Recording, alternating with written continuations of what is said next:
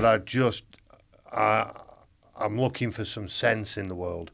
And that's how I'm going to introduce the topic that we're going to talk about today, which is the United States of America, often described by them or by their public relations industry, I suppose, as the shining city on the hill, the great example that everyone else in the world should follow, the most important country in the world, the world's only superpower. The President of the United States is frequently described as the leader of the free world. Yeah. We hear expressions like the American dream, the all-American boy, the all-American girl. These are common, everyday expressions that we hear all the time. Now, what is happening politically in the United States now that you would see as significant?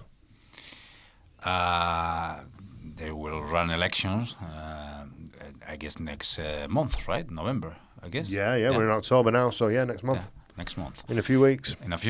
Right? So there are two candidates that everybody knows, I suppose. Because, like you said, what is going on in the United States, it looks like affecting every country in the world. So exactly. So we know about it. So one of them is very famous, Donald Trump, the current president, and the other one, Joe Biden. He's not new.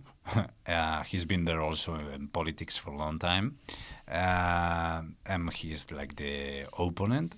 And as far as I know, he's the one who is the first in the statistics. Statistics or the polls. The polls.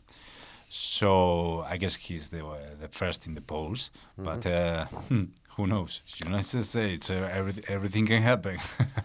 Well, I mean, exactly. Anything can happen because the polls last time showed that Hillary Clinton was going to win. She had a 93% chance of winning. Donald Trump had a 7% chance of winning, and of course Donald Trump won. Now people will refer back to the popular vote, which a lot of people hate because Hillary Clinton got 3 million more votes than Donald Trump, but she lost the election.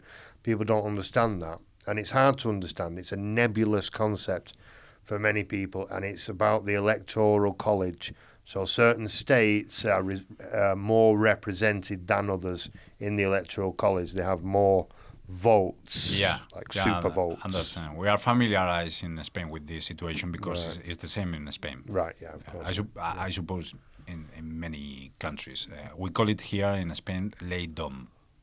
I don't know in other countries. It's called the Electoral College. So you have to win particular states, and Hillary Clinton didn't even go to those states, and she lost them all. And that's why, actually, if you look at the results of the election, it wasn't close. According to the Electoral College, Donald Trump won by a large margin. Yeah. Because he went to these particular states and won them all. Yeah. And she didn't go. Yeah. So that was a disaster. But I think they were statistically the worst candidates in history. I think that's literally been found as a fact. The least popular candidates in the history of the United States of America. Oh, really? Yeah, they are like this. Yeah, Hillary Clinton and Donald Trump. Now, my opinion on this is that you can go back to the 90s. We're not going to talk about the last 30 years, but they elected Bill Clinton, and he was cool, and he was charming and very intelligent, and he played the saxophone, and everyone thought he was going to be a great president for the 90s, Yeah. He was perfect, just the right man for the right time. Yeah. And he was an absolutely terrible president. And people focus on Monica Lewinsky and all that, forget that. He was terrible from start to finish. I mean, you could talk about it all day. So he was so bad that they elected George Bush Jr., who was clearly a crazy, crazy, crazy guy, He's got a Bible in one hand and a bomb in the other. Yeah, and they say a lot of problems with the alcohol also. Yeah, he was an alcoholic when he was young, yeah. And then, people have problems. I don't care about that personally. What I care about is the bombs. and he dropped a lot of bombs. So they thought, right, okay, well, what's the opposite of this white Texan crazy bomb dropper? Well, maybe a black guy with a Muslim name. So let's have Barack Hussein Obama, who promised hope and change and did the opposite. He promised to stop the 2 wars. He didn't. He expanded them both and then started 5 new wars and did nothing to solve any of the problems that people wanted fixed. All the problems that he promised to solve, he solved none of them. Wall Street, the pharmaceutical industry, the education system, the wars, the healthcare, he solved nothing. So they said, right, we've had enough of politicians, no more politicians, we'll have Donald Trump. At least he's not a politician, because we thought, well, Barack Obama's the last politician that we can possibly elect in this country, because nothing changes. Yeah. So maybe if we turn to this guy, who's not a politician, he's not from Washington, he might do something different, because Hillary Clinton won't. Mm-hmm. But he hasn't done anything different. He's just continued the same in the same way. Wall Street's the same, the wars are the same, everything's the same.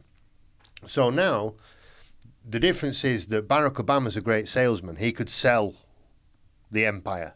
Mm-hmm. He looks good, he talks nice, he brings the family. We like Barack, he's nice. He's dropped about 55,000 bombs today, but we like him anyway. Donald Trump can't sell the empire. Mm-hmm. He puts an ugly face on the empire. The way he talks, the way he looks, the whole thing. They don't like him for that reason. So now you've got 2 candidates. One's Joe Biden and one's Donald Trump. And neither of them are promising anything. Neither of them are saying they're going to stop the wars. Neither of them say they're going to give health care to anybody. Neither of them want to control Wall Street or big pharmaceutical companies or the oil companies. They are literally promising the people nothing.